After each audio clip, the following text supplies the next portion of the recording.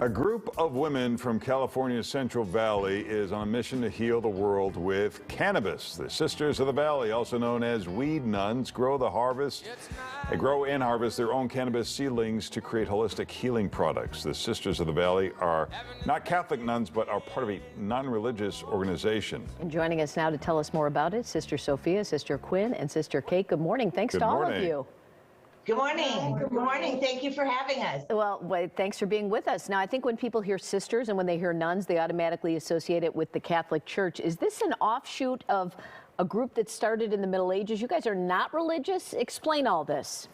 Yeah, we are. We're spiritual, but we're not connected to a religion. So the Beguines, who worked in the castles in the Middle Ages and we believe worked with hemp, a lot of their history has been destroyed. But we relate to them because they never hooked up with a religion.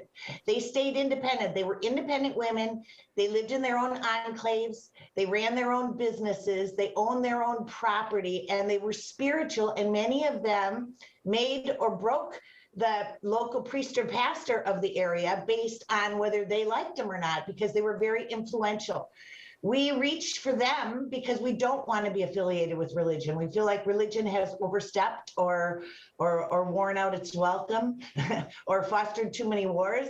And so we're more about just being together, living together, working together, praying together, which is an old tradition that I believe predates any written history. And we take care of each other. And I think it's just, you're going to see more of this kind of thing. We're just one flavor of it. Does any of that have really anything to do with the cannabis industry? I mean, is one necessary for the other? How did you discover, hey, we might be good at this?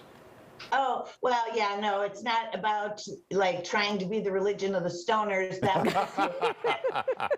not. Yeah, I guess that's what my question was. It really started because we were working with sick people, and the only choice for taking cannabis was smoking it. And you have to understand, we've been in the business now for 8 years. I've been in it for 10 or 12 years. And I started out by trying to find tinctures and balms and salves and things that were more friendly to the system than smoking it, especially for the seriously ill. So that's where we started, and all of our products are non-psychoactive, and we ship them all around the world, although we have troubles with that periodically.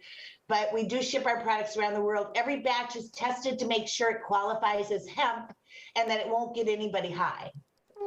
Now, do you all take a vow of poverty? Is it a vow, or is it just a vow of service? Do you get to make money off of what you make? We definitely, the name of the game is making money, because we believe the easiest way to heal the planet and the people is by having women own and control more stuff. So yes, we're about commerce. We're about women owning their own stuff. But what was the question? Sorry. What do you do with the money?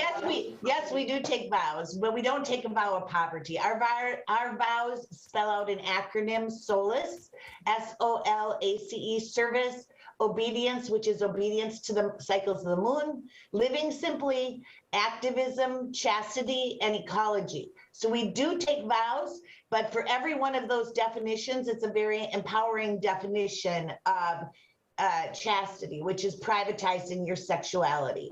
And obedience is not to a person or a religion, but to organizing your lives by the cycles of the moon.